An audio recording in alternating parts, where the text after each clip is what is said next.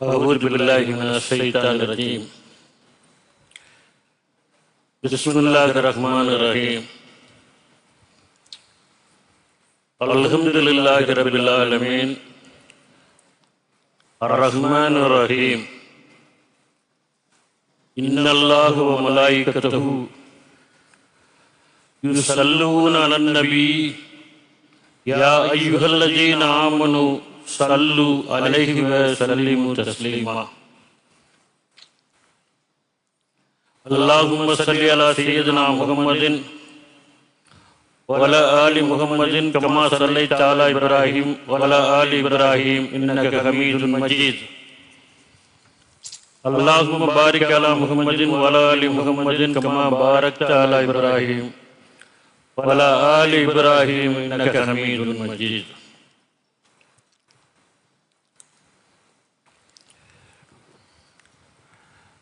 மலேசிய திருநாட்டின்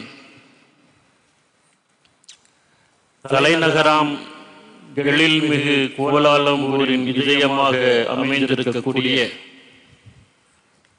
பாரம்பரியமிக்க மஸ்ஜித் இந்தியா ஜும்மா பள்ளிவாசலில் நடைபெற்று வரும் சீரத்து நபி தொடர் சொற்பொழிவிலே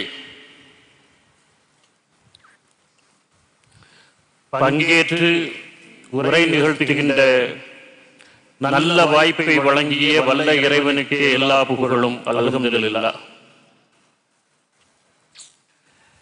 மகத்தான இந்த மஸ்ஜிதுடைய நிர்வாகிகளே,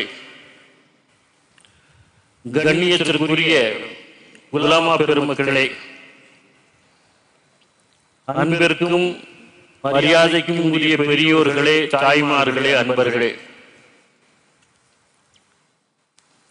உங்கள் அத்துணை பேருக்கும் என் மனதிற்குள்ளே மழை பொழிகின்ற அன்பையும் நல்வாழ்த்துக்களையும் உரித்தாக்கிக் கொள்கின்றேன். அஸ்ஸலாமு அலைக்கும் வரஹ்மத்துல்லாஹி தஆலா பரக்காத்துஹு. வல்ல இறைவனுடைய மிக பெரும் கருணையின் காரணமாக இந்த ஆண்டு மீலாது விழா தொடர் சொற்பொழிவை நிகழ்த்துகின்ற ஒரு நல்ல வாய்ப்பு இந்த மஸ்ஜிதிலே அமைந்தது. இன்றைக்கு இறுதி நாள் பொழிவு. அல்ஹம்துலில்லாஹ். இறைவனுக்கு நன்றி கடன் பட்டவனாக இந்த உரைக்குள்ளே நுழைகின்றேன். இன்றைய தினம் அண்ணல் நபி ஸல்லல்லாஹு அலைஹி வஸல்லம் அவர்கள் வகுத்த நெறியில் ஆற்றல் சார் தலைமுறை என்கின்ற பொருண்மையிலே என்னுடைய உரை அமைய இருக்கின்றது. ஒரு குடும்பத்தினுடைய, ஒரு சமுதாயத்தினுடைய மிகச்சிறந்த நோக்கங்களிலே ஒன்று அடுத்த ஒரு தலைமுறையை மிகவும் ஆரோக்கியமாக உருவாக்க வேண்டும் என்பதுதான்.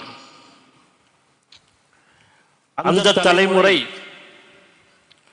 மார்க்க பேணுதல் உடைய தலைமுறையாகவும் வலுவான இஸ்லாமிய அடித்தளத்திலே உருவாகக்கூடிய ஒரு தலைமுறையாகவும்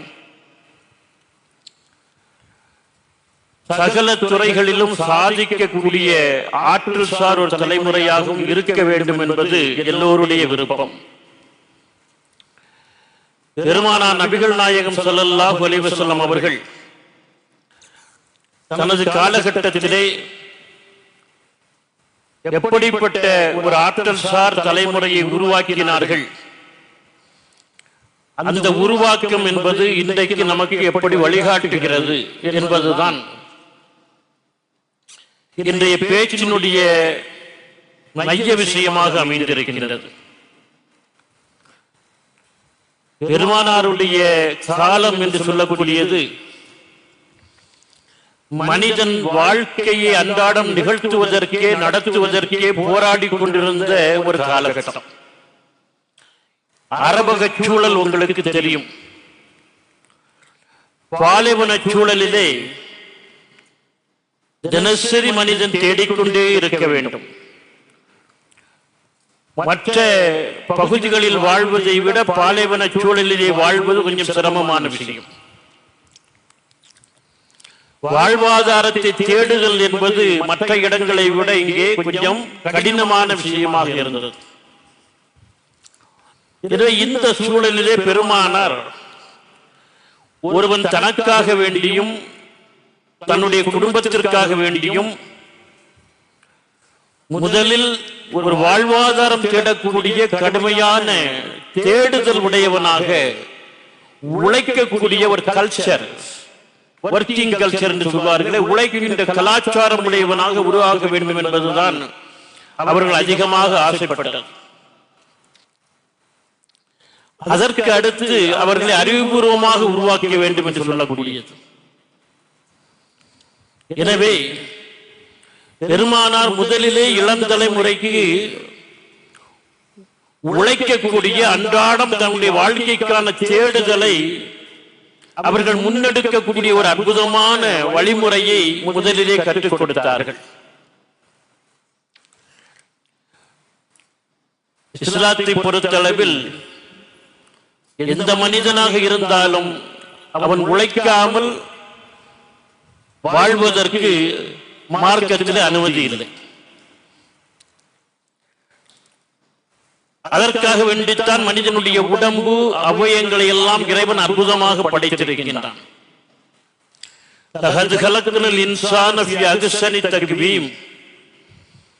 மனிதனை ஒரு அழகான அமைப்புடன் நான் படைத்திருக்கிறேன் என்று இறைவன் சொல்கின்றானே, நாம் அந்த வசனத்தை கொஞ்சம் சிந்தித்து பார்த்தோம் என்று சொன்னால் மிக அற்புதமான சில விடைகள் நமக்கு கிடைக்கும். ஒரு படைப்பை போல, ஒரு மனிதனை போல இன்னொரு மனிதன் இல்லை என்பது இறைவனுடைய படைப்பினுடைய அற்புதம், அழகு. எந்த மனிதனும் எந்த மனிதனை போல இருக்க மாட்டான், வேறுபாடுகள் இருந்துதான் ஆகும். கைரேகை எல்லாம் அதற்கான அத்தாட்சி. இது இறைவனுடைய படைப்பினுடைய வல்லமை. அது ஒரு அற்புதமான அழகு வெளிப்பாடு. இன்னும் அந்த வசனத்திலே சிந்தித்து பார்க்கிற பொழுது மனிதர்களுக்கு முகம் தட்டையாக இருக்கின்றது, மிருகங்களுக்கு முகம் நீளமாக இருக்கின்றது. அப்படித்தானே? ஒட்டகம், ஆடு, மாடு எல்லாம் பார்த்தா முகம் சற்று முன்னோக்கி நீளமாக இருக்கு, நமக்கு தட்டையாக இருக்கிறது. இது மனிதனுடைய அற்புதமான ஒரு அழகினுடைய வெளிப்பாடு. இந்த அழகினுடைய வெளிப்பாட்டினுடைய காரணம் என்ன தெரியுமா? தன்னுடைய உயர்ந்த பிரதிநிதியாக கலீஃபாவாக தான் படைத்த மனிதன் தன்னுடைய அப்தாக அடியானாக இருந்து தனக்கு வழிபட்டு நடக்க வேண்டும் என்பதுதான் இந்த அழகான படைப்பினுடைய வெளிப்பாடு. உலகத்தை மனிதன் எதற்கு படைத்தான்? இறைவன் எதற்கு படைத்தான்? மனிதனுக்காக வேண்டி, மனிதனை அவனை வணங்குவதற்காக வேண்டி படைத்தான்.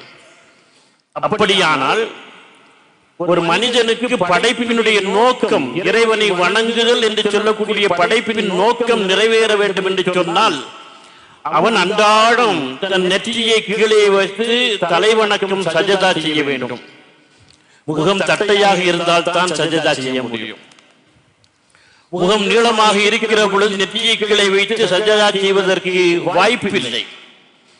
எனவே மனிதனுடைய படைப்பினுடைய நோக்கம் நிறைவேறுவதற்குரிய அழகை இறைவன் நமக்கு கொடுத்திருக்கின்றான். முகத்தை தட்டையாக தந்து தலைவணக்கம் செய்து சஜதா செய்யக்கூடிய ஒரு அடியானாக இவன் வாழ்வதற்குரிய அமைப்பை, அழகை இறைவன் மனிதனுக்கு கொடுத்திருக்கின்றான். இதுதான் படைப்பினுடைய மனிதனை அழகாக படைத்திருக்கிறோம் என்பதற்கு அர்த்தமாக இருக்க முடியும். இன்னொரு அர்த்தம் எதுவாக இருக்க முடியும் என்று சொன்னால், உடல் கூறியல் நிபுணர்கள் இருக்கிறார்களே, அனாட்டமி சார்ந்த பேராசிரியர்களோ அல்லது ஆய்வாளர்களோ, அவர்கள் என்ன சொல்கிறார்கள் என்று சொன்னால், மனிதனுக்கு முகம் தட்டையாக இருப்பதற்கு காரணம் கைகள் இருக்கின்ற காரணத்தினால் என்று சொல்லி காட்டுகிறார்கள். கைகள் இருக்கின்ற காரணத்தினால் தான் மனிதனுக்கு முகம் தட்டையாக இருக்கிறது, கைகள் இல்லாத காரணத்தினால் மிருகங்களுக்கு முகம் நீளமாக இருக்கிறது என்று சொல்லி காட்டுகிறார்கள். மனிதன் உண்ணுவதற்கு, பருகுவதற்கு, நுகர்வதற்கென்று எந்த பொருளையும் கையில எடுத்து வாய்ப்பக்கத்தில் கொண்டு வந்து விடுவான். ஆனால் மிருகங்கள் என்ன செய்கின்றன, அந்த பொருள் நோக்கி தன்னுடைய முகத்தை கொண்டு போகும், உண்ணுவதற்கும் பருகுவதற்கும். இதன் காரணமாகத்தான் மிருகங்களுடைய முகம் நீளமாக இருக்கிறது. கைகள் இருக்கின்ற காரணத்தினால் மனிதனுக்கு முகம் தட்டையாக இருக்கிறது என்று சொல்கிறார்கள். இதோடு நாம் நிறுத்திவிடப் போவதில்லை. கைகள் இருப்பதற்கு என்ன காரணம் என்று சொன்னால், அவன் தனது தேடலை, உழைப்பை இந்த கைகள் தான் நிகழ்த்தி தன்னுடைய வாழ்வாதாரத்தை தேடிக்கொள்ள வேண்டும் என்பதுதான். மனிதன் என்றைக்கு தனது தேவைக்காக வேண்டி முயற்சிக்க ஆரம்பித்தானோ அப்பொழுதுதான் அவனுடைய முதுகு தண்டு நிமிர்ந்தது என்கிறார்கள். கைகளை பயன்படுத்த ஆரம்பித்தான். தனக்கு தேவையான கனிகளை, காய்களை எல்லாம் ஆரம்ப காலத்தை பறித்து உண்பதற்கு. அதுதான் கைகள் அவனுக்கான வாழ்க்கையுடைய ஆதாரத்தை தீர்மானம் செய்யக்கூடியதாக இருந்தது. இந்த கைகள் எதற்கு? உண்ணுவதற்கும் பருகுவதற்குமா? உழைப்பதற்கு. உலகத்தினுடைய பொருளாதாரத்தின் தந்தை என்று பேசப்படக்கூடிய ஆடம் ஸ்மித் சொன்னார், இந்த உலகத்தில் மனிதன் பிறக்கின்ற பொழுதே பிரச்சனையோடு பிறக்கின்றான். ஏனென்றால் அவன் ஒரு வயிற்றோடு பிறக்கிறான் என்று சொன்னார். வயிறுதான பிரச்சனை. சிலர் வயிற்றை நிரப்புவதற்கு ஓடிக்கொண்டிருக்கிறார்கள், சிலர் வயிற்றை குறைப்பதற்கு ஓடிக்கொண்டிருக்கிறார்கள். எப்படியோ வயிற்று தான், வயிறு தான் நம்மை ஓட வைத்துக் கொண்டே இருக்கிறது. ஒன்று நிரப்புவதற்காக, இல்லை என்றால் குறைப்பதற்காக. இதுதான் நடந்துகிட்டு இருக்கு. வயிறு தானே எல்லா பிரச்சனைகளுக்கும் காரணம். நுரையீரலை காற்றால் நிரப்புவது போல வயிற்றையும் காற்றால் நிரப்பக்கூடிய ஒரு ஏற்பாட்டை இறைவன் செய்திருந்தான் என்று வைத்துக் கொள்ளுங்கள். மனிதன் சிந்திப்பானா? படிப்பானா? வேலை செய்வானா? எதுவும் நடந்திருக்காது. எனவே ஆடம் ஸ்மித் என்ன சொன்னார், அவர் உலகத்தினுடைய ஃபாதர் ஆஃப் எக்கனாமிக்ஸ். மனிதன் பிறக்கின்ற பொழுது பிரச்சனையோடு பிறக்கிறான், ஏனென்றால் அவன் ஒரு வயிற்றோடு பிறக்கிறான் என்று சொன்னார். அதே காலகட்டத்தில் தான் சமத்துவ பொருளாதாரத்தின் தந்தை என்று பேசப்படக்கூடிய கார்ல் மார்க்ஸ் தனது கேபிட்டல் என்று சொல்லக்கூடிய மகத்தான பொருளாதார தத்துவ நூலின் மூலம் உலகத்தின் முகத்தையே மாற்றிய கார்ல் மார்க்ஸ் சொன்னார், இல்லை, மனிதன் பிறக்கின்ற பொழுது பிரச்சனையோடு மட்டும் பிறக்கவில்லை, அவன் பிரச்சனைக்குரிய தீர்வோடும் பிறக்கிறான். ஏனென்றால் 2 கரங்களோடு பிறந்திருக்கிறான் என்று சொல்லி காட்டினார். பிரச்சனையோடு மட்டும் பிறக்கல, அதற்கு தீர்வோடும் பிறந்திருக்கிறான் மனிதன். ஏனென்றால் அவன் 2 கரங்களோடு பிறந்திருக்கிறான் என்று சொல்லி காட்டினார். இந்த 2 விஷயங்களையும் உள்வாங்கிக் கொண்டு மறைந்த பெரியவர் குண்டக்குடி அடிகளார் சொன்னார், நம் நாட்டிலே, இந்திய தேசத்திலே மக்கள் தொகை பெருகிவிட்டது, மக்கள் தொகை பெருகிவிட்டது என்று ஏன் கவலைப்படுகிறீர்கள்? இப்ப 140 கோடி தாண்டியாச்சு. நம்ம இந்தியா வந்து தீப கர்ப்ப நாடு தானே, நிலத்தோக்கி பேசப்படாது. எனவே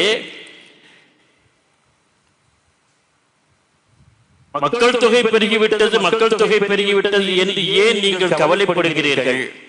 இந்த நாட்டில் புதிதாக ஒரு குழந்தை பிறந்தது என்று சொன்னால் இந்த தேசத்திற்காக உழைப்பதற்கு புதிதாக 2 கரங்கள் கிடைத்து விட்டன என்று நீங்கள் சந்தோஷப்படுங்கள் என்று சொல்லி காட்டினார். ஆன்மீகவாதிகள் ஒரு போக்காக அற்புதமாக பேசியவர்கள் எல்லாம் உண்டு. எனவே இந்த உழைக்கக்கூடிய கலாச்சாரம் என்று சொல்லக்கூடியதைத்தான் பெருமானார் ஆரம்ப கட்டத்தில் அதிகமாக வலியுறுத்தினார்கள். பசியோடு இருக்கிறவரிடம் போய் நின்று கொண்டு மார்க்கத்தை பேசிக் கொண்டிருக்க முடியாது, கல்வியை போதித்துக் கொண்டிருக்க முடியாது. வாழ்க்கையினுடைய தேடுதல் என்று சொல்லக்கூடியதை நிறைவு செய்யக்கூடிய ஒரு ஆற்றல் சார் தலைமுறையை அவர்கள் ஆரம்ப கட்டத்திலே உருவாக்க ஆரம்பித்தார்கள். ஹஜ்ருல் அஸ்வத் கல்லுக்கு மட்டும் பெருமானார் முத்தம் கொடுக்கவில்லை. காபத்துல்லாவிலே பதிக்கப்பட்டிருக்கக்கூடிய ஹஜ்ருல் அஸ்வத் கல்லுக்கு மட்டும் பெருமானார் முத்தம் கொடுக்கவில்லை. காய்த்து உழைப்பின் காரணமாக காய்த்து தழும்பேறி போன காட்டரபியின் கரங்களை பற்றியும் முத்தம் கொடுத்தார்கள். அதையும் நாம் கவனத்திலே வைத்துக் கொள்ள வேண்டும். உழைக்காதவர்களுக்கு இங்கே என்ன வேலை என்று பெருமானார் கேட்டது போல ஒரு நிகழ்ச்சி நடந்தது. ஒருவர் எப்பொழுதும் பள்ளிவாசலிலேயே அமர்ந்திருக்கின்றார். 5 நேரம் தொழுவது, நேரம்லாம் உட்கார்ந்து திக்ரு துவா அதுன்னு பள்ளிவாசலே உட்கார்ந்து இருக்கிறார். பெருமானார் ஒரு தடவை இதை கவனித்து விட்டு தோழர்களும் கேட்டார்கள், இவருக்கு என்ன வீடு வாசல் கிடையாதா, மனைவி மக்கள் கிடையாதா, எப்பவும் பள்ளிவாசலே கதின்னு கிடக்கிறாரு. அப்பொழுது தோழர்கள் சொன்னார்கள், யார சொல்லலாம், இவருக்கு வீடு இருக்கிறது, மனைவி மக்கள் இருக்கிறார்கள். அப்படியானால் அவர்களை யார் காப்பாற்றுகிறார்கள்? இவர் எப்பொழுதும் பள்ளிவாசலில் இருக்கிறாரு, அவர்களை யார் காப்பாற்றுகிறார்கள் என்று கேட்டவுடன் ஒரு தோழர் சொன்னார், யார சொல்லலாம், இவருக்கு ஒரு சகோதரர் இருக்கின்றார். அவர் உழைத்து பிழைத்து தன் குடும்பத்தை காப்பாற்றுவதோடு இவருடைய குடும்பத்தையும் சேர்த்து காப்பாற்றுகிறார் என்று சொன்னவுடன் பெருமானார் என்ன பதில் சொன்னார்கள் தெரியுமா? அப்படியானால் இவரை விட இவருடைய சகோதரர் இறைவனிடத்திலே உயர்ந்தவர் என்று சொல்லி காட்டினார்கள். 24 மணி நேரமும் பள்ளிவாசலே கதி என்று கிடைக்கக்கூடிய இவரை விட இவருடைய சகோதரர் உயர்ந்தவர் என்று சொல்லி காட்டினார்கள்.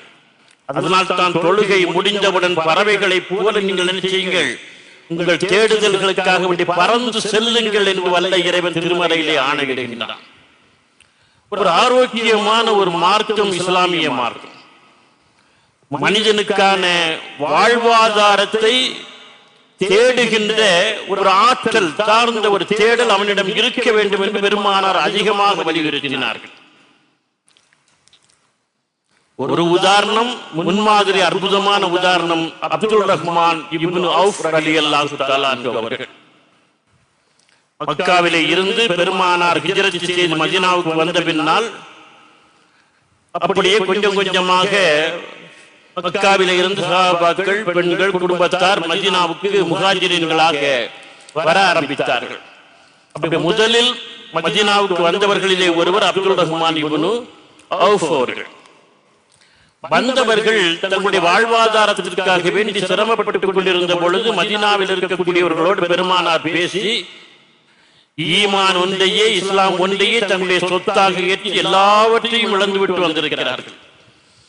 அவர்களுடைய வாழ்வாதாரத்திற்கு நீங்கள் வழி செய்து கொடுங்கள் என்று சொன்னவுடன் மதீனத்து அன்சாரிகள் தங்கள் சொத்தில் பாதியை கொடுத்தார்கள், வியாபாரத்தில் பாதியை கொடுத்தார்கள். ஒவ்வொருவரும் ஒவ்வொருவரை தன் சகோதரராக ஏற்றுக்கொண்டு செய்த சகோதரத்துவ பங்களிப்பு என்பது உலகத்தினுடைய மாபெரும் புரட்சி. அப்துல் ரஹ்மான் இப்னு அவுஃப் அப்படி முஹாஜிரினாக வந்தவரில் ஒருவர். அவரை ஒரு அன்சாரிக்கு பெருமானார் சகோதரர் ஆக்குகின்றார். அந்த அன்சாரி சொல்கிறார், அன்பு தோழரே, என்னிடம் இருக்கக்கூடிய செல்வத்தில் பகுதியை உங்களுக்கு தந்து விடுகின்றேன். நான் நடத்துகின்ற வியாபாரத்தில் பகுதியை தந்து விடுகிறேன். என் வீட்டில் பகுதியை தந்து விடுகிறேன்.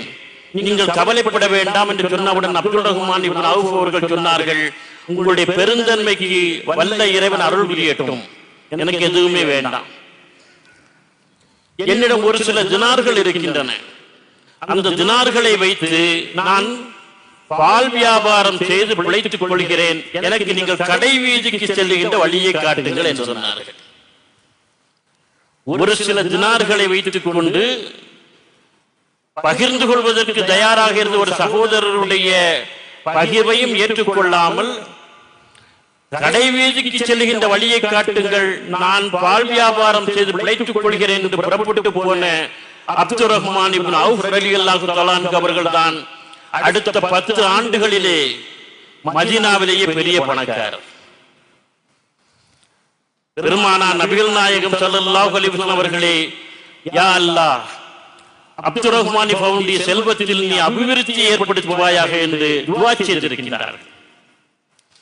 அவ்வளவு அற்புதமான சம்பாத்தியம் அவருடைய சம்பாத்தியம். ஆனால் உயர்ந்த நிலையிலே பொருளாதார தேடல் உச்சத்தில் இருந்தாலும் அவர் இறைவனுடைய சாதாரண அடியானாக இருந்தார். பெருமானாருடைய ஒரு தொண்டராக இருந்தார். நடந்த அத்தனை போர்களிலும் கலந்து கொண்டார். அப்துல் ரஹ்மான் இப்னு அவுஃப் ரலியல்லாஹு தஆலா அவருடைய உடம்பிலே 21 காயங்கள், போரினால் ஏற்பட்ட காயங்கள் இருந்தன என்று பதிவாகி இருக்கின்றது. ஒரு காலை கொஞ்சம் சாய்த்து நடப்பார். ஒரு போரின் போது காலிலே பட்ட அடி ஊனம் சாய்த்துக் கொண்டுதான் நடப்பார். மதீனாவிலே பெரிய பணக்காரர். ஆனால் போர்க்களமாக இருந்தாலும் சரி, மார்க்கத்தை காப்பாற்றுவதற்கு முன்னணி படை வீரராக அவர் இருந்தார் என்பதை பார்க்கிறோம். பகிர்தல் என்று சொல்வது அவருக்கு நிகராக யாரும் கிடையாது. தபுக் யுத்தம் நடக்கிற பொழுது அந்த யுத்தத்திற்காக 20,000 குதிரைகளை விலைக்கு வாங்கி கொடுத்தார் அப்துல் ரஹ்மான் இப்னு அவுஃப். தன்னுடைய சொந்த செலவிலே 30,000 அடிமைகளை விடுதலை செய்திருக்கின்றார் விலைக்கு வாங்கி. ஆனால் போர்க்களத்திலே படையிலே முதல் ஆளாக இருப்பார் போரிடுவதற்கு. உமர் ரலியல்லாஹு தஆலா காலத்திலே ஷாம் தேசத்தின் மீது படை நடந்த பொழுதும் அந்த போரிலே முதல் ஆளாக பங்கேற்றவர் இந்த அப்துல் ரஹ்மான் அவர்கள். பெரிய பணக்காரர், மதீனாவிலே பெரிய பணக்காரர். ஒரு ஆளுமை எப்படி உருவாகி இருக்கிறது என்பதை பார்க்க வேண்டும். நாம் வசதி வாய்ப்புகள் எல்லாம் வந்துவிட்டால் எல்லாவற்றிற்கும் வேலையாட்களை வைத்து விட்டு நாம் உட்கார ஆரம்பித்து விடுகின்றோம். அவர்தான் பெரிய பணக்காரர், அவர்தான் படையணியிலே முதல் ஆள், எல்லாவற்றையும் செய்வதிலும் முதல் ஆள் அவள்தான் என்று சொன்னால் ஒரு அற்புதமான ரோல் மாடல். ஒரு மனிதன் எந்த நிலையில் இருந்தாலும் அவன் சமுதாயத்திற்கு பயன்படக்கூடியவனாக இருக்க வேண்டும் என்பதற்கு பெருமானார் உருவாக்கிய ஆளுமை அவர். சூஃபி ஞானி ஒருவர் தன்னுடைய சீடருடைய குடிலுக்கு செல்கிறார், குடிசைக்கு செல்கிறார். நல்ல குளிர் நேரம். அந்த சீடர் ஒரு கிழிந்து போன ஒரு போர்வையை போர்த்திக் கொண்டு குளிரிலே நடுங்கிக் கொண்டிருக்கிறார். சூஃபி ஞானி கேட்டார், எனக்கு உனக்கு என்ன நல்ல போர்வை இல்லையா போர்த்திக் கொள்வதற்கு என்று கேட்டார். இல்லை குருவே என்றார். சரி, நான் உனக்கு ஒரு நல்ல போர்வையை கொடுத்து அனுப்புகிறேன் என்று அவர் ஒரு நல்ல போர்வையை அந்த சீடனுக்கு கொடுத்து அனுப்பினார். அடுத்த முறை அந்த சீடனுடைய குடிலுக்கு செல்கிற பொழுது அந்த சூஃபி ஞானி கொடுத்த போர்வையை போர்த்திக் கொண்டு நல்ல விதமான ஒரு சூழலிலே அந்த சீடன் இருந்தான். இப்பொழுது நன்றாக இருக்கிறது அல்லவா என்று கேட்டார். ஆம் குருவே என்றான் சீடன். அடுத்து சூஃபி ஞானி கேட்டார், ஏற்கனவே உன்னிடம் ஒரு கிழிந்த போர்வை இருந்தது, அந்த போர்வை என்ன செய்தாய் என்று கேட்டார். சீடன் சொன்னான், அந்த போர்வையை கொஞ்சம் ஒழுங்குபடுத்தி தைத்து படுக்கையிலே விரிப்பாக விரித்திருக்கிறேன் என்று சொன்னான். படுக்கையில ஏற்கனவே கிழிந்து போன விரிப்பு கிடந்தது, அந்த விரிப்பை என்ன செய்தாய் என்று கேட்டார்.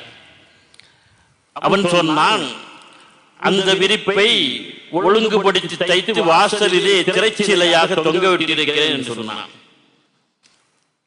அடுத்து சூஃபி ஞானி கேட்ட, வாசலில் திரைச்சீலை என்று ஒன்று கிடந்தது, குடிசைக்குள்ளே பார்த்தா உலகமே தெரியும், அப்படி ஒரு திரைச்சீலை.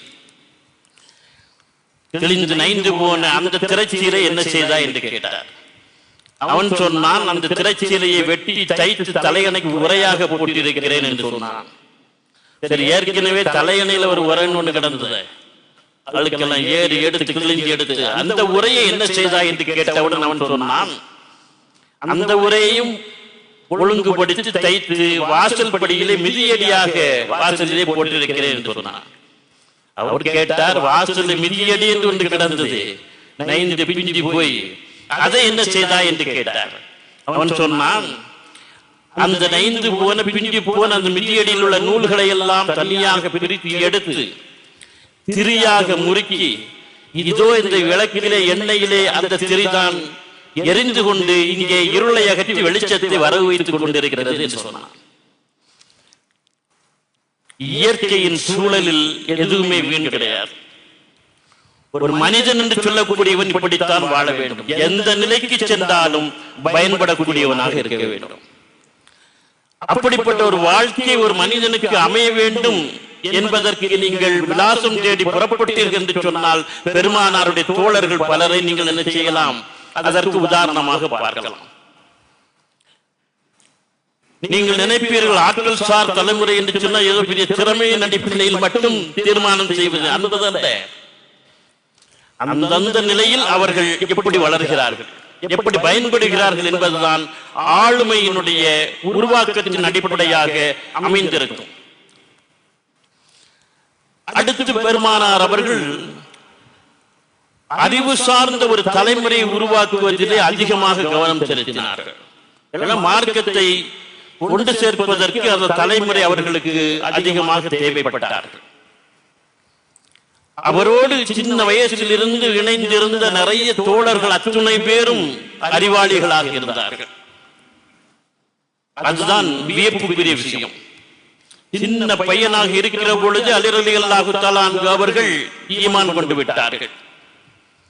வளர வளர அவரை போல ஒரு அறிவாளியை அங்கு பார்க்க முடியாது. பெருமானார் சொன்னார்கள், நான் அறிவின் பட்டணம், அலி அதன் தலைவாயில் என்று சொல்லி காட்டினார்கள். நான் அறிவின் பட்டணம், அலி அதன் தலைவாயில் என்று சொல்லி காட்டினார்கள். அந்த அளவுக்கு மிகச்சிறந்த மாபெரும் அறிவாளியாக அவர்கள் இருந்தார்கள். ஹஜ்ரத் அபூபக்கர் சித்திக் ரலியல்லாஹு தஆலா அன்ஹு அவருடைய காலகட்டத்தில் யமன் தேசத்தினுடைய நீதிபதியாக இருந்தார்கள் ரலியல்லாஹு தஆலா அன்ஹு அவர்கள். அந்த அளவுக்கு மார்க்க விஷயங்களை கரை கொண்டிருந்த அறிவு அவர்களுக்கு சொந்தமான அறிவாக அமைந்திருந்தது என்பதை பார்க்கிறோம்.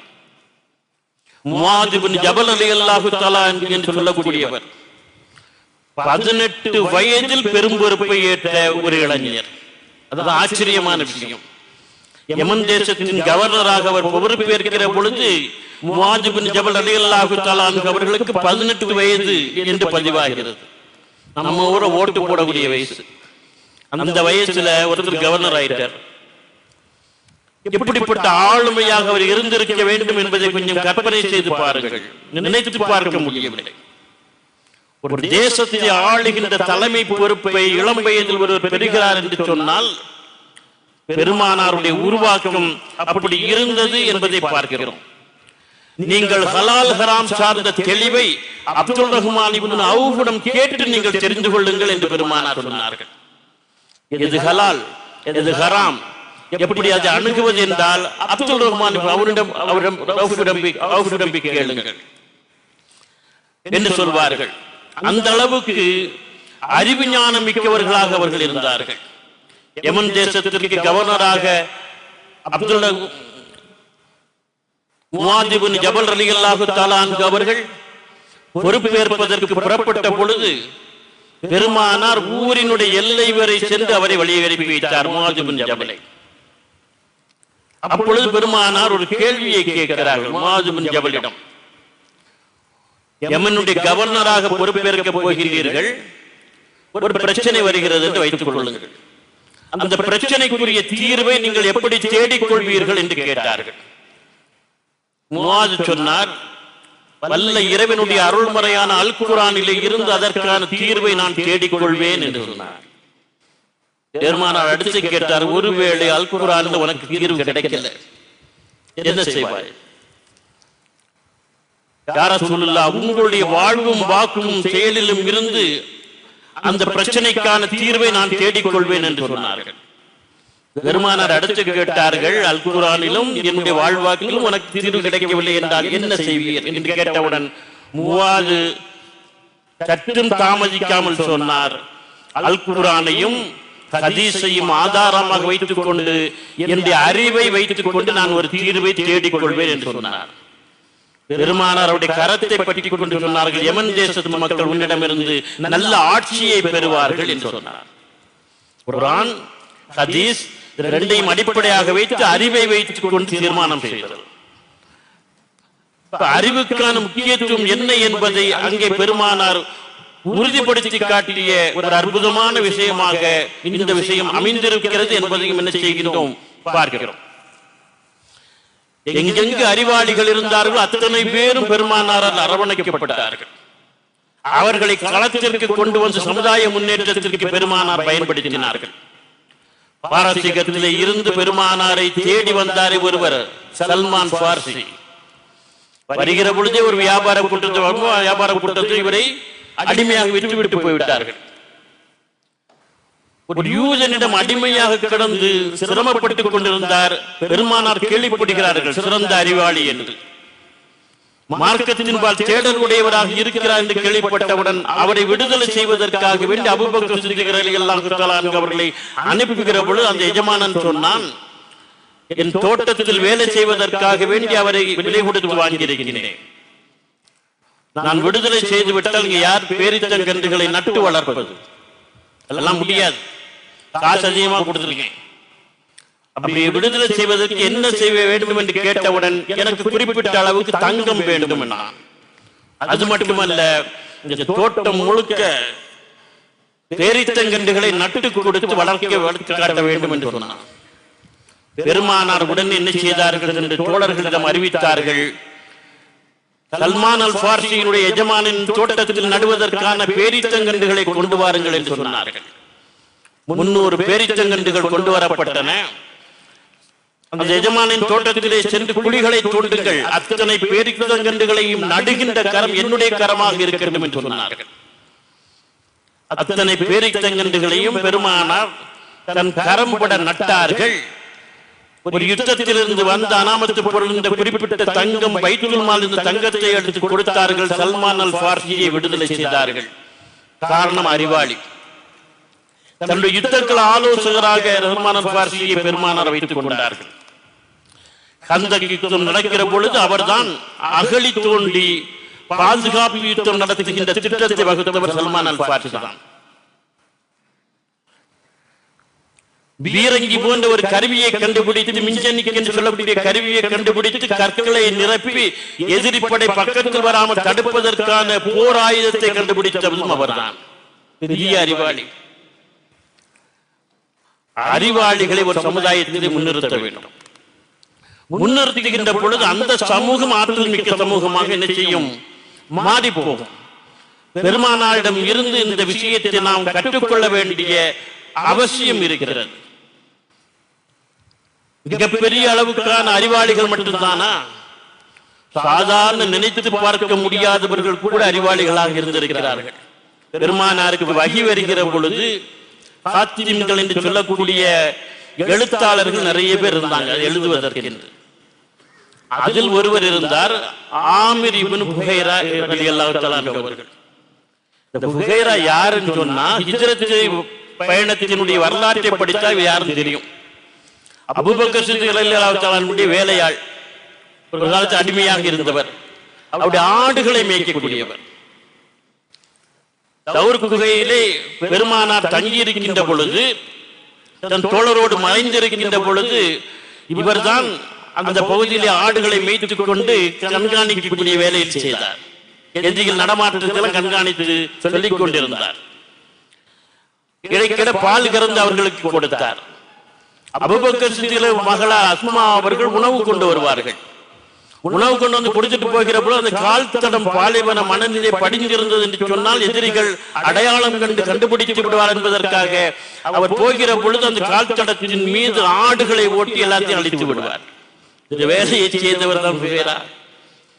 மதீனாவுக்கு ஹிஜ்ரத் செய்து வந்த பின்னால் அவர் யாரில் ஒருவர் வஹியை எழுதக்கூடிய எழுத்தாளர்களில் ஒருவராக இருந்தார் என்பதை பார்க்கிறோம். எனவே ஒருவன் வசதியான குடும்பத்தில் பிறக்கிறான், ஏழ்மையான குடும்பத்தில் பிறக்கிறான் என்பதல்ல, அறிவு எல்லோருக்கும் சொந்தமானது. அந்த அறிவை அடையாளப்படுத்திக் கொண்டு அவர்களுக்கான வாய்ப்புகளை கொடுக்கிற பொழுது அவர்களால் ஆற்றல் மிக்கவர்களாக வளர்ந்து சமுதாயத்திற்கு பேர் பெற்று தரக்கூடிய அளவுக்கு சாதிக்க முடியும் என்பதற்கு பெருமானாரிடம் நிறைய உதாரணங்கள் உண்டு. பெருமானார் நபிகள் நாயகம் ஸல்லல்லாஹு அலைஹி வஸல்லம் அவர்கள் சின்ன வயதிலேயே நிறைய பேரை கண்டெடுத்தார்கள். இந்த கண்டறிதல் என்பது பெருமானாருடைய அற்புதமான ஒரு குணம். சின்ன வயதிலே சிலரை கண்டுபிடிச்சிடலாம். அவருடைய நடவடிக்கைகள், பேச்சுக்கள், காரியங்கள், துருதுருப்பு எல்லாம் வைத்துக் கொண்டு எப்படி ஆள் என்று உருவாவார்கள் என்பதை கண்டுபிடித்து விடலாம். பெருமானார் அதிலே மிக கெட்டிக்காரராக இருந்தார். இப்னு அப்பாஸ் ரலியல்லாஹு தஆலா அன்ஹு அவர்கள் அவருடைய 10 வயதில் தான் பெருமானாருக்கு அறிமுகமாகிறார். தம்பி முறைதான். அப்பாஸ் ரலியல்லாஹு தஆலா அன்ஹு அவர்களே ரொம்ப பிற்காலத்தில் தான் இஸ்லாத்துக்கு வர்றார். மதீனாவுக்கு மகனை அழைத்துக் கொண்டு வர 10 வயதில் தான் அறிமுகமாகிறார். பெருமானார் மரணிக்கிற பொழுது அவருக்கு 13 வயது தான் இப்னு அப்பாஸுக்கு. நீங்க உள்ள ஹதீஸுக்குள்ள புகுந்து பார்த்தா இப்னு அப்பாஸ் ரலியல்லாஹு தஆலா அவர்கள் 13 வயசுக்குள்ளாக அவர்களுடைய பெருமானார் குறித்த கவனம், ஹதீஸ்களை உள்வாங்கிக் கொள்ளக்கூடிய ஆற்றல் ஆச்சரியப்பட வைக்கக்கூடிய அளவுக்கு இருக்கும். 13 வயதுக்குள்ளாக ஒரு 3 ஆண்டுகள் தான் பெருமானாரோடு இருந்தார்கள். 3 ஆண்டுகளில் இவ்வளவு அற்புதமான தகவல்களை இவர்கள் சேகரித்து வெளியிடுகிறார்கள் என்று நாம் அவருடைய வயதை வைத்துக் கொண்டு பார்க்கிற பொழுது நமக்கு ஆச்சரியத்தை தவிர வேறு எதுவும் இல்லாது.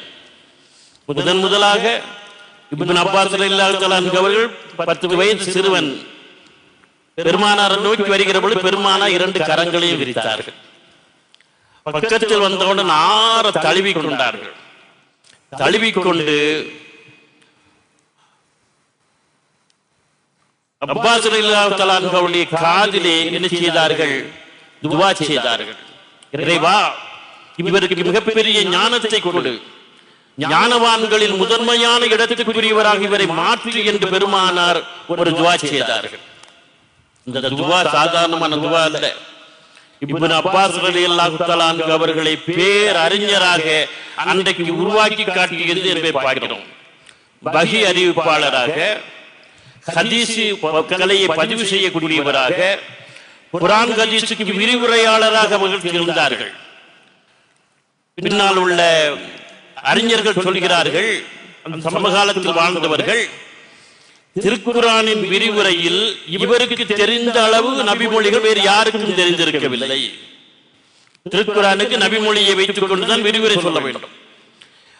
இப்னு அப்பாஸ் அவர்களுக்கு தெரிந்த அளவுக்கு வேறு யாருக்கும் நபிமொழிகள் தெரிந்திருக்கவில்லை. குர்ஆனுடைய வசனங்கள் இறங்குவதற்கு என்ன பின்னணி காரணம் என்பது இவருக்கு தெரிந்த அளவுக்கு வேறு யாருக்கும் தெரிந்திருக்கவில்லை என்று சொல்கிறார்கள். என்று சொன்னால் ஒரு 3 ஆண்டுகளில் ஒரு ஆளுமை எப்படி உருவாகி இருக்கிறது என்பதை நாம் பார்க்க வேண்டும். ஹிப்ருல் உலமா, ஹிப்ருல் உம்மா, சமுதாயத்தின் அறிஞர் என்று அவரை பட்டம் சூட்டி அழைத்தார்கள். பஹ்ருல் இல்ம், கல்வி கடல் என்று சிறப்பித்தார்கள். தர்ஜுமானுல் குர்ஆன், குர்ஆனின் விரிவுரையாளர் என்று புகழப்பட்டார். சுல்தானுல் முஃபஸ்ஸிரீன், வேத விளக்கங்களின் அரசர் என்று பிறப்பிக்கப்பட்டார். இத்தனை தகுதிகள் ஒருவருக்கு கிடைக்கிறது என்று சொன்னால் அந்த ஆளுமை ஒரு சில ஆண்டுகளில் எப்படி பெருமானார் உருவாக்கப்பட்டிருக்கிறது என்பதை சிந்தித்து பார்க்க வேண்டும். உமர் ரலியல்லாஹு அன்ஹு அவருடைய காலகட்டத்திலே மார்க்க அறிஞர்களின் வரிசையில் முதலிடம் அவருக்கு தான் கொடுக்கப்பட்டது. இப்னு அப்பாஸ்க்கு தான் கொடுக்கப்பட்டது. உஸ்மான் ரலியல்லாஹு அன்ஹு அவர்கள் காலகட்டத்திலே ஹஜ்ஜுக்கு செல்கின்ற அந்த குழுவிற்கு தலைமை வழிகாட்டியாக அவர்தான் நியமிக்கப்பட்டார். அலி ரலியல்லாஹு அன்ஹு அவர்கள் காலத்திலே பசாராவினுடைய கவர்னராக நியமிக்கப்பட்டார். பெருமானாருடைய கண்டறிதல், நாம் சின்ன வயதிலேயே இப்படிப்பட்ட ஆற்றலாளர்களை கண்டறிந்து வாய்ப்புகளை கொடுத்து தேவைகளை நிறைவு செய்து உருவாக்க வேண்டும் என்பது இதில் நமக்கு கிடைக்கக்கூடிய ஒரு அற்புதமான படிப்பினை. அதுபோல அப்துல்லா இப்னு உமர் ரலியல்லாஹு அன்ஹு அவர்கள், உமர் ரலியல்லாஹு அன்ஹுடைய மகன், நான் அவரை பற்றி சுவாரஸ்யமான சில செய்திகள் எல்லாம் முந்தைய ஒரு வரையிலே சொல்லியிருக்கிறேன். பெருமானார் சொர்க்கத்துக்கு பார்த்துட்டு கேட்டவன நான் பார்த்திருக்கேன். ஒரு அற்புதமான விஷயம். இலை உதிர்க்காத மரம் எது கேட்டவுடன் தெரிந்தும் சொல்லாமல் இருந்தார். பெரியவர்களுக்கு தெரியல, தான் சொன்னால் பெரியவர்களுடைய அவமானப்படுத்தியது போல ஆகும் என்று அவர்களுடைய வரலாறு சார்ந்த விஷயத்தை எல்லாம் முன்னால் பதிவு செய்து, சின்ன வயசுல அவரை போல துரு என்று ஆற்றல் மிக்க வெடிப்பான ஒரு சிறுவன் கிடையாது. வரலாறு படிக்கும்போது அப்படி தெரிகிறது. பெருமானாருடைய காலத்திற்கு பின்னால் 60 ஆண்டுகள் இப்னு உமர் அவர்கள் வாழ்ந்தார்கள். அந்த 60 ஆண்டுகள் என்று சொல்லக்கூடியது மார்க்கத்திற்கு வழிகாட்டி என்று சொல்ல அவரிடம் சென்றால் சரியான தீர்வும் வழியும் கிடைக்கும் என்பதை உறுதிப்படுத்தினார்கள். அந்த அளவுக்கான ஒரு தலைமைத்துவம் சார்ந்த மார்க்க அறிஞராக அவர்கள் திகழ்ந்தார்கள். பெண்கள் இரவு நேரத்திலே பள்ளிவாசலுக்கு தொழ வந்தால் அதை தடுக்க கூடாது என்று பெருமானார் சொன்னார்கள். மற்ற நேரங்கள் வரலாம், இரவு நேரத்தில் சில சிரமங்கள் இருக்கு, வந்தா தடுக்காதீங்க என்று பெருமானார் சொன்னார்கள். இப்னு உமர் அவர்களுடைய மகன், இவர் வயதான காலகட்டத்தில் முஸ்னத் அஹ்மதுல 4996 ஹதீஸ், இவருடைய வயதான காலகட்டத்தில் இவருடைய மகன் சொல்றாரு, அதெல்லாம் ஒன்றும் பள்ளிவாசலுக்கு ஒன்றும் விடமாட்டேன், பெண்கள் விரும்பினா வரட்டும், தடுக்காதீங்கன்னு பெருமானார் சொல்லியிருக்க, இவனுடைய மகன் சொன்னாராம், அதெல்லாம் ஒண்ணு பள்ளிவாசலுக்கு அனுப்ப முடியாது, போக விடியறப்பட விட்டு கேட்டுக்கொண்டு இவனு வரவளுக்கு கோபம் வந்துருச்சு. எழுந்து சென்று மகனுடைய வயதான காலகட்ட மகனுடைய நெஞ்சில ஓங்கி அறைந்திருக்கிறார். இறைத்தூதர் ஸல்லல்லாஹு அலைஹி வஸல்லம் அவர்கள் பெண்கள் விரும்பினால் வரட்டும், தடுக்க வேண்டாம் என்று சொல்லி இருக்க, நீ எப்படி போகக்கூடாது என்று தடுக்கலாம்? இறைத்தூதருக்கு இறைவனுக்கு மாறு செய்கின்றாயா என்று மகனிடம் பேசாமலே இருந்தார் என்று வரலாறு பதிவாகி இருக்கிறது. அவ்வளவு தூரம் மார்க்கத்தை நிலைநிறுத்திய மகத்தான ஆளுமைகள் சின்ன வயதிலிருந்தே உருவானவர்கள். வரலாறை படிக்கிற பொழுது நமக்கு அந்த தகவல் கிடைக்கிறது. அதுபோன்றுதான் அப்துல்லா இப்னு மஸ்ஊத் ரலியல்லாஹு தஆலா அன்ஹு அவர்கள். என்ன அற்புதமான ஆளுமை! அவரை போல ஒரு ஆளுமையை வாசிக்கிற பொழுது நமக்கு உணர்வுபூர்வமாகவே நாம் ஏதாவது செய்தாக வேண்டும் மார்க்கத்திற்கு என்று சொல்லக்கூடிய உந்துதல் ஒவ்வொருவருக்குள்ளும் ஏற்படும். அப்படிப்பட்ட ஒரு ஆளுமை அப்துல்லா இப்னு மஸ்ஊத் ரலியல்லாஹு தஆலா அன்ஹு அவர்கள். ஆடு மேய்க்கின்ற சிறுவன். பெருமானார் அபூபக்கர் சித்திக் ரலியல்லாஹு தஆலா அன்ஹு அவர்கள் ஒரு தடவை செல்கிற பொழுது அந்த சிறுவனிடம் பேசுகிற பொழுது அவன் பேச்சை கேட்டுக்கொண்டு முஅல்லிமூன், அறிவார்ந்தவர் என்று பெருமானார் அப்பொழுது சொன்னார். சிறுவனை பார்த்து, என்னோடு வந்து விடுகிறாயா என்று பெருமானார் கேட்டார். சரி என்று புறப்பட்டு வந்து விட்டார். வந்தவரை பெருமானார் உருவாக்கினார். பெருமானார் உடனே இருந்தார். பெருமானாருக்கு வஹி இறங்குகிற பொழுதெல்லாம் அதை கேட்டு மனனம் செய்யக்கூடிய ஆற்றல் அவருக்கு இருந்தது. 60 சூறாக்கள் பெருமானார் சொல்லவே அவர் மனனம் செய்து வைத்திருந்தார் என்று அவருடைய வரலாற்றிலே பதிவாகின்றது. சூரத்துல் அன்ஆம் 167 வசனங்கள் ஒரே நேரத்தில் இறங்கியது. அல்ல, நாம் அந்த 167 வசனங்களையும் முதலாக மனனம் செய்து ஓதி காட்டியவர் அப்துல்லா இப்னு மஸ்ஊத் ரலியல்லாஹு தஆலா அன்ஹு அவர்கள் தான். அந்த அளவுக்கான ஒரு கிரகிக்கும் ஆற்றலும் இனிமையாக ஓதுகின்ற திறனும் அவரிடம் இருந்தது. பெருமானார் அவர் என்ன செய்வார்கள்? சாஹிபுன் நஹ்லைன், செருப்புக்கு சொந்தக்காரர் என்று அழைப்பார். ஆச்சரியமான ஒரு இது, செருப்புக்கு சொந்தக்காரர். என்ன செருப்படாமல் நடக்க மாட்டார். பெருமானார் என்ன சொல்கிறார்கள்? செருப்பு அணிந்து ஒருவன் நடக்கிறான் என்று சொன்னால் அவன் நம்பகத்துக்குரியவன் என்று சொன்னார்கள். அதனால செருப்பு அணியாதவருடைய சாட்சிகளை ஏற்றுக்கொள்ளாதீர்கள் என்று பெருமானார் சொன்னார். சொந்த காலிலேயே செருப்பு அணியாமல் சுத்தத்தை பேணாதவனிடம் நீங்கள் என்ன வேறு நேர்மையை எதிர்பார்க்கிறீர்கள் என்பதுதான் அதற்கு அர்த்தம். எனவே சாஹிபுன் நஹ்லைன், செருப்பு அணிந்தவரை என்று பெருமானார் அவரை செல்லமாக அழைப்பாராம். அந்த அப்துல்லா இப்னு மஸ்ஊத் ரலியல்லாஹு தஆலா அன்ஹு அவர்கள் எப்படிப்பட்ட ஆளுமை தெரியுமா? பத்ர் யுத்தத்திலே கலந்து கொண்ட மிக முக்கியமான தோழர்களை, முன்னணி தோழர்களிலே ஒருவர். யுத்தம் முடிந்து விட்டது. பெருமானார் தன்னுடைய தோழர்களோடு தங்கி இருக்கிறார்கள். காயம்பட்டவர்களுக்கு ஒரு பக்கம் மருத்துவ பணிவிடை நடக்கிறது. போரிலே இறந்து போனவுடைய ஜனாசாக்கள் எல்லாம் ஒரு பக்கம் நல்லடக்கம் செய்யப்படுகின்றன. ஒரு பக்கம் சமையல் நடந்து கொண்டிருக்கிறது. பெருமானார் கேட்டார்கள், அபூஜஹில் என்ன ஆனான் என்று கேட்டார்கள். ஏற்கனவே முஆத், முஅவ்வித் என்று சொல்லக்கூடிய 2 சிறார்கள், வாலிபத்தின் வாசலில் அடியெடுத்து வைக்கக்கூடிய 2 பேர் தான் அவனை வெட்டி வீழ்த்தினார்கள். ஒரு ஆணவம் அகம்பாவம் உள்ளவன் எப்படி வீழ்வான் என்பதற்கு அபூஜஹில் ஒரு உதாரணம். சின்ன பசங்க என்ன ஒரு விளையாட்டு போல ஒரு வாழை வச்சுட்டு சாதாரணமாக வந்தாங்க குதிரையில. 2 பேரும் ஆளுக்கு ஒரு பக்கம் நின்று காலை விட்டாங்க. கடால் என்று விழுந்தாங்க கீழே. எழுந்திருக்க விடல 2 பேரும். முஆத், முஅவ்வித். முஆத், முஅவ்வித் என்று சொல்லக்கூடிய சிறார்கள் அபூஜஹலை வெட்டி வீழ்த்தினார்கள் என்பது பெருமானாருக்கு தெரியும். ஆனால் என்ன ஆனான்? கொல்லப்பட்டானா, இன்னும் உயிரோட இருக்கிறானா என்பது தெரியவில்லை. பெருமானார் சொன்னார்கள், அபூஜஹல் என்ன ஆனான்? யாராவது சென்று பார்த்துவார்கள் சொன்ன உடனே முதல் ஆளாக வாளை உருவி கொண்டு அப்துல்லா இப்னு மஸ்ஊத் தான் புறப்பட்டு போனார். எல்லோருக்கும் முந்தி கொண்டு போகிறார்.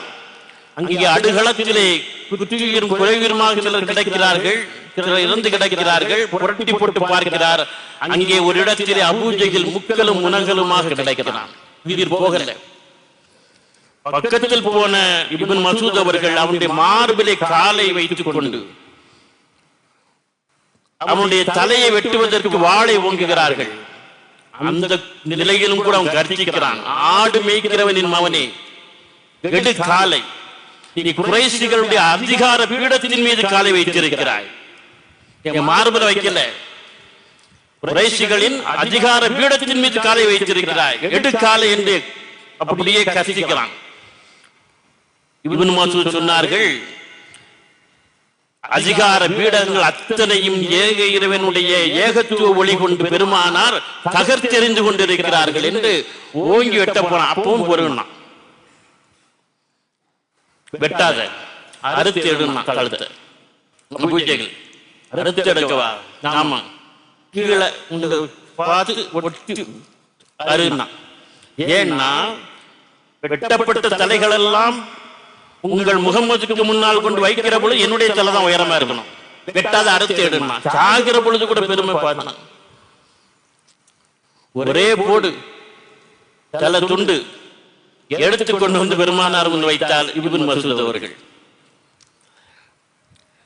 அபூஜஹில் என்ன ஆனான் என்று கேட்டவுடன் யாராவது பார்த்து பாருங்கள் என்று சொன்னவுடன் முதல் ஆளாக அப்துல்லாஹ் இப்னு மஸ்ஊத் ரலியல்லாஹு தஆலா அன்ஹு அவர்கள் வாளை உருவிக் கொண்டு போனதற்கு என்ன காரணம் தெரியுமா?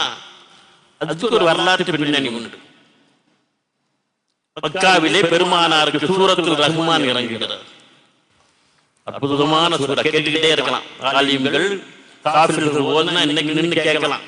ரஹ்மான் அல்லமுல் குர்ஆன் கலக்கல் இன்சான் அல்லமுல் பயான். அற்புதமான, கேட்டுக்கிட்டே இருக்கலாம். அவ்வளவு அற்புதமா இறைவனுடைய வல்லமையும் படைப்பாற்றலுடைய சிறப்பையும் பேசுகின்ற சூரா அது. உள்ள போய் படிச்சு பார்த்தீங்கன்னா இறைவன் எப்பேற்பட்ட படைப்பாற்றல் உடையவன், அவனுடைய படைப்பு வல்லமை எப்படிப்பட்டது என்பதை அந்த சூரா முழுக்க பேசிக் கொண்டிருக்கும். உங்கள் இருசாரார்களில் இந்த அத்தாட்சிகளில் உங்களை எதை பொய்யாக்க முடியும் என்று திரும்ப திரும்ப திரும்ப திரும்ப கேட்பான். படைப்பாற்றல் சொல்ல எதையாவது உங்களால் பொய்யாக்க முடியுமா? ஜின் வர்க்கத்தும் மனித வர்க்கம் பொய்யாக்க முடியுமா? இருசாராரில் உங்களில் எவர் பொய்யாக்க முடியும் என்று கேட்பான் இறைவன். திரும்ப திரும்ப கேட்பான். சவால் விடக்கூடிய ஒரு சூரா அது. ரப்புல் மஸ்ரிகைனி வ ரப்புல் மக்ரிபைனி. இறைவன் இரண்டு கிழக்கு திசைகளுக்கும் இரண்டு மேற்கு திசைகளுக்கும் சொந்தக்காரன். அதுல வரக்கூடிய ரோசனம் அது எப்படி இரண்டு கிழக்கு திசைகளுக்கும் இரண்டு மேற்கு திசைகளுக்கும் சொந்தக்காரன்? நமக்கு பகல்னா அமெரிக்காவில் இரவு, அங்க பகல்னா இங்க இரவு. ரெண்டு கிழக்கு திசை ரெண்டு மேற்கு திசை வந்துடும். சூரியனுடைய உலகத்தினுடைய சுழற்சியின் காரணமாக ரப்புல் மஸ்ரிகைனி வ ரப்புல் மக்ரிபைனி, இரண்டு கிழக்கு திசைகளுக்கும் இரண்டு மேற்கு திசைகளுக்கும் சொந்தக்காரன். அற்புதம். உள்ள போய் படிச்சு பாருங்க, தயவு செய்து படிச்சு பாருங்க. படித்தால் இறைவனுடைய படைப்பாற்றல் வல்லமை என்ன அற்புதமானது என்பதை அந்த சூரா பேசிக்கொண்டே இருக்கும். அவ்வளவு இனிமையான சூரா. அந்த சூரா இறங்கிய காலகட்டத்திலே பெருமானாருக்கு ஒரு ஆசை, மக்கள் மத்தியிலே சென்று ஓதி காட்ட வேண்டும் என்று ஆசை. ஓத முடியாது. ஓதினால் அபூஜஹில் அவனுடைய ஆட்கள் கடுமையாக தாக்குவார்கள். ஏற்கனவே பலரை தாக்கி இருக்கிறார்கள். பெருமானாருக்கு ஒரு ஆசை, இது ஓதிக்காட்டு கௌபாவின் முற்றத்திலே நின்று யாராவது ஓத மாட்டார்களா? ஓத வேண்டும் என்ற ஆசை. பெருமானார் தன்னுடைய ஆசையை வெளிப்படுத்தியவுடன் நான் ஓதுகிறேன் என்று புறப்பட்டு போனவர் தான் இந்த அப்துல்லாஹ் இப்னு மஸ்ஊத் ரலியல்லாஹு தஆலா அன்ஹு அவர்கள். இளம் வயது. காபா முற்றத்திலே போய் நின்று கொண்டு சூரத்துல் ரஹ்மானை உச்ச சாயிலே என்ன செய்கிறார்கள்? இனிமையான குரல் எடுத்து ஓதுகிறார்கள். விழுகிறது அபூஜஹிலுடைய காதிலே. அங்கிருந்தே கோபத்தின் உச்சம் ஏறி வருகின்றான் அபூஜஹில். சூரத்துல் ரஹ்மானை கௌபாவினுடைய முற்றத்தில் என்று ஓதிக்கொண்டிருந்த அப்துல்லாஹ் இப்னு மஸ்ஊதுடைய காது அடக்கி ஓங்கி அறைகின்றான். முகத்திலே கடுமையாக தாக்குகின்றான். ரத்தம் கொட்டுகிறது. அப்படியே கீழே விழுகிறார்கள். தோழர்கள் சிலர் காப்பாற்றி அவரை தூக்கி செல்கிறார்கள். இப்பொழுது புரிகிறதா அபூஜஹில் என்ன ஆனான் என்று கேட்டவுடன் முதல் ஆளாகிய பத்ருக்களத்திலே வாளை உருவிக்கொண்டு அப்துல்லாஹ் இப்னு மஸ்ஊத் போனதற்கு என்ன காரணம் என்று புரிகிறதா? சூரத்துல் ரஹ்மானை பெருமானார் ஆசைப்பட்டார்கள் மக்கள் மத்தியிலே ஓதி காட்ட வேண்டும் என்று. அப்துல்லா இப்னு மசூத் ஓதி காட்ட அபூஜஹல் கடுமையாக தாக்கி ரத்தம் கொட்டியது. அவருடைய தலையிலும் காதிலும் இருந்து. அதனால்தான் அபூஜஹல் என்ன நான் சொல்லி கேட்டவுடன் முதலாக வாளை உருவிக்கொண்டு களத்தில் அவனை தேடி போனார்கள் அப்துல்லா இப்னு மசூத் அவர்கள். அன்றைக்கு அபூஜஹல் தாக்கி அவருடைய தலையிலும் காதுகளிலும் ரத்தம் கொட்டியது. இன்றைக்கு அப்துல்லா இப்னு மசூத் கையிலே அபூஜஹலின் தலை. வரலாறு மாறும். மாற்றி காட்டினார்கள் அன்றைக்கு நபித்தோழர்கள். அப்படிப்பட்ட ஆளுமை ஆற்றல் மிக்கவர்களாக பெருமானார் தன்னுடைய தோழர்களை அன்றைக்கு உருவாக்கி இருந்தார்கள் என்பதை பார்க்க வேண்டும். அப்துல்லா இப்னு மசூத் ரலியல்லாஹு தஆலா அன்ஹுடைய வரலாறை படிக்கின்ற பொழுது ஒரு ஆடு மேய்க்கக்கூடிய சிறுவனாக இருந்து முஅல்லிமூன் என்று அறிவார்ந்தவர் என்று பெருமானாரால் சின்ன வயதிலே அடையாளப்படுத்தப்பட்டு பெருமானார் கிட்டத்தட்ட அவருடைய வளர்ப்பு தந்தை போல இருந்து பல நேரங்களிலே அறிவிப்பு கட்டி வளர்த்து குரானிலே அதிகமான ஆழங்கால் பட்ட அறிவும் அதிகமான குரான் வசனங்களையும் சூறாக்களையும் மனனம் செய்தவர் என்று சொல்லக்கூடிய சிறப்பும் உடையவராக இருந்தது மட்டுமல்ல, களத்தில் முன்னாலே நிற்கக்கூடிய வீரராக இருந்தார். மார்க்கத்தை மக்கள் மன்றத்தில் கொண்டு செல்வதற்கு தன்னுடைய உயிரை கூட பணம் வைக்கக்கூடிய துணிச்சல் மிக்கவராக அப்துல்லா இப்னு மசூத் ரலியல்லாஹு தஆலா அன்ஹு அவர்கள் திகழ்ந்தார்கள் என்பதை பார்க்கிற பொழுதுதான் பெருமானார் உருவாக்கி இருக்கக்கூடிய ஆளுமைகள் எப்படிப்பட்ட ஆளுமைகள் என்பதை நாம் புரிந்து கொள்ள முடியும். பெருமானாருக்கு வீரமிக்கவர்கள் தனக்கு நிறைய பேர் வேண்டும் என்று விரும்பினார்கள். என வீரமிக்க ஆளுமைகள் இருந்தால் அது சமூகத்திற்கும் மார்க்கத்திற்கும் பாதுகாப்பு. வீரமுள்ள முஸ்லிம் அல்லாஹுவுக்கு மிக நெருக்கமானவர் என்று பெருமானார் சொன்னார்கள். இறை நம்பிக்கை உள்ளவர்கள், இறை அச்சம் உள்ளவர்கள், இறைவனுக்கு கீழ்ப்படியக்கூடியவர்கள், மார்க்க பேணுதல் உடையவர்கள் இறைவனுக்கு நெருக்கமானவர்களாக இருக்கலாம். ஆனால் வீரம் உள்ளவர்களும் நெருக்கமானவர் என்று பெருமானார் சொன்னார்கள். என்ன காரணம்? நான் பாதுகாப்பு என்று சொல்லக்கூடியது அன்றைக்கு முதன்மை தேவையாக இருந்த காலகட்டம். அதனால்தான் பெருமானார் நபிகள் நாயகம் ஸல்லல்லாஹு அலைஹி வஸல்லம் அவர்கள் இறைவனிடம் பிரார்த்தனை செய்தார்கள், அபூஜஹலையோ உமரையோ என்று வசப்படுத்தித்தார். ஏன்னா 2 பேரும் தான் அன்றைக்கு மக்காவிலே மிகப்பெரிய வீர ஆளுமைகள். 2 பேரில் ஒருவரை இறைவா எனக்கு வசப்படுத்தி கொடு என்று கேட்டவுடன் இறைவன் அதை கபூல் செய்தான். உமர் ரலியல்லாஹு தஆலா அன்ஹு அவர்களை பெருமானாருக்கு வசப்படுத்தி கொடுத்தான். அதில் இன்னொரு விஷயம் இருக்கிறது. உமர் இளையவர், மார்க்கத்துக்கு வருகிற போது 25 வயசு. அபூஜஹலுக்கு பெருமானாருக்கூட 1 வயசு மூத்தவர். ஒரு இளைஞரை வசப்படுத்தி கொடுத்தான். உமர் வந்தவுடனே ஒரு பலம் கிடைத்தது. வீரத்திற்கு அவ்வளவு முக்கியத்துவம் கொடுத்தார்கள் பெருமானார் நபிகள் நாயகம் ஸல்லல்லாஹு அலைஹி வஸல்லம் என்பதை பார்க்கிறோம். வீர பயிற்சிகளை நடத்துவதற்கு அனுமதித்தார்கள். வாழ்பயிற்சி, குதிரையேற்ற பயிற்சி, மல்யுத்த பயிற்சி, பெருமானாரே கலந்துக்கிடுவாராம் மல்யுத்த பயிற்சியிலாம். வரலாற்றில் பதிவாகி இருக்கின்றது. அந்த அளவுக்கு ஆற்றல் மிக்க வீரமிக்க ஆளுமைகள் வேண்டும் என்று அவர்கள் கருதினார்கள். நான் கடந்த மாதம் இங்கே வந்திருக்கிற பொழுது ஜும்மா உரையிலே ஒரு செய்தியை குறிப்பிட்டு காட்டினேன். இந்த இடத்தில் அதை சுட்டி காட்டினால் பொருத்தமாக இருக்கும்.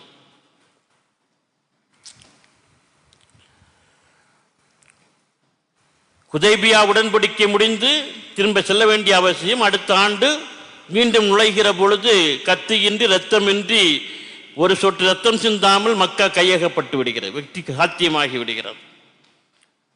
உள்ளே நுழைந்த பெருமானார் என்ன செய்தார்கள்? அங்கு இருக்கக்கூடிய சிலைகளை எல்லாம் அகற்றிவிட்டு காபாவை வலம் வருகிறார்கள். குறைஷிகள் ஆங்காங்கே குண்டுகளில் மறைந்திருந்து பார்க்கிறார்கள். என்ன உடன்படிக்கையில் அடிப்படையான விஷயம் என்று சொன்னால் ஆயுதங்கள் தரிக்காமல் காபாவுக்குள்ளே நுழைய வேண்டும் என்பது. ஆயுதம் தரிக்காமல் உள்ளே வருகிறார்கள். எனவே தங்களை பலமில்லாதவர்கள் என்று குறைஷிகள் நினைத்துவிடக்கூடாது, சாதாரணமாக நினைத்துவிடக்கூடாது என்பதற்காகத்தான் பெருமானார் என்ன செய்தார்கள்? இஹ்ராம் ஆடையை வலது தோள் தெரியும்படியாக அணியுங்கள் என்று ஆணை பிறப்பித்தார்கள். தோல் ஒரு மனிதனுடைய வீரத்தினுடைய வெளிப்பாடு. தோளும் மார்பும் அவனுடைய ஆற்றல், உடம்பினுடைய வலுவை காட்டக்கூடிய விஷயம். வலது தோள் பெரியும்படியாக நீங்கள் இஹ்ராம் ஆடை அணிந்து கொள்ளுங்கள் என்று சொன்னார் என்று சொன்னால் இன்றைக்கு வரை அணிகின்றோம். ஒரு ஆளுமையினுடைய வெளிப்பாட்டு, வீரத்தின் வெளிப்பாடு சார்ந்த விஷயம்.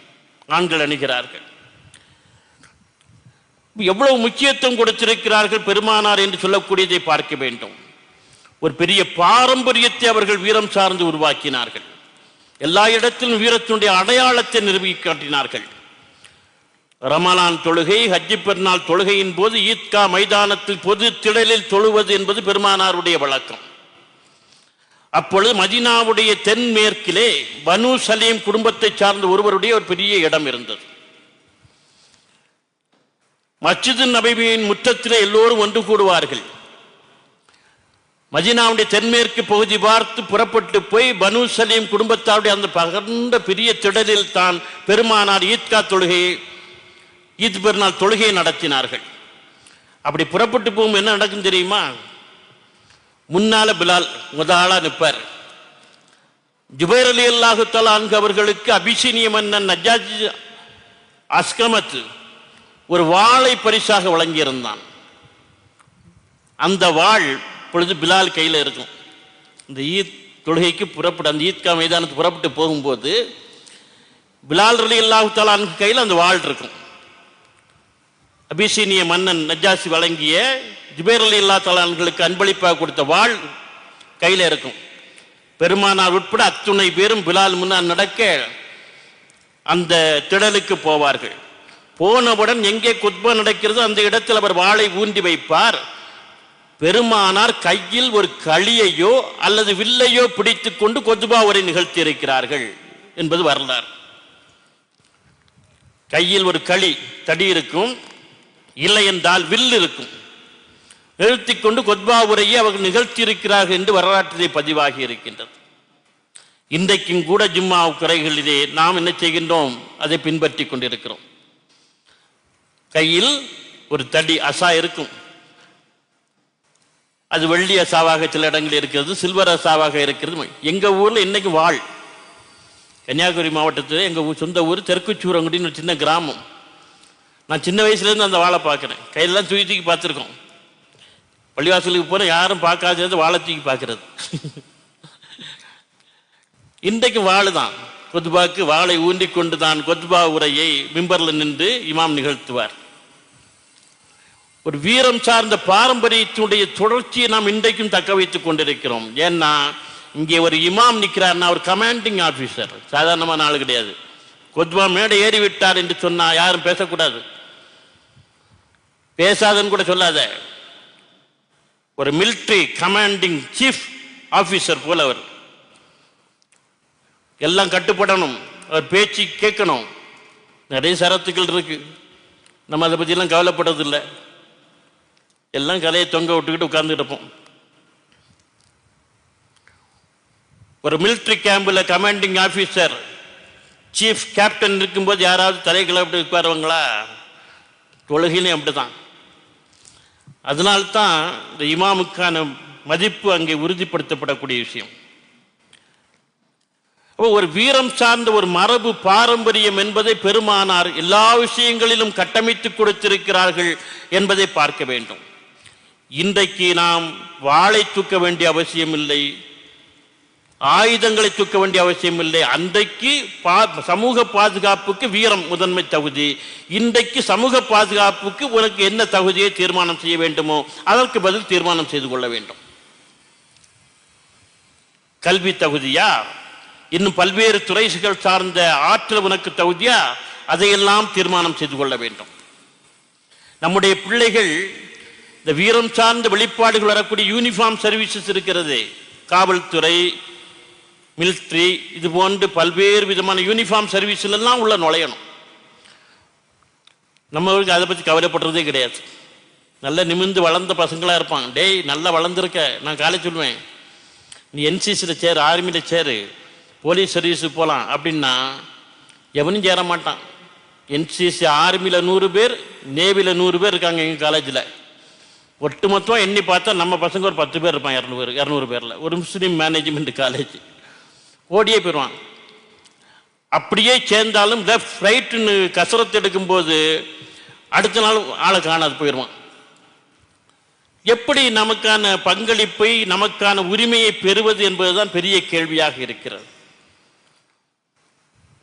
எல்லாவற்றிலும் முன்னணி இருப்ப உன்னுடைய ஆற்றல் வீரத்தை காட்டி நீ என்ன உயர்ந்த தகுதிக்கு அதிகாரமிக்க பதவிக்கு போகணும், அங்கே போய் உட்கார். அது சமூகத்துக்கு பாதுகாப்பு. நாம் இதிலிருந்து இதைத்தான் இன்றைக்கு படிப்பினையாக எடுத்துக்கொள்ள வேண்டிய அவசியம் இருக்கின்றது.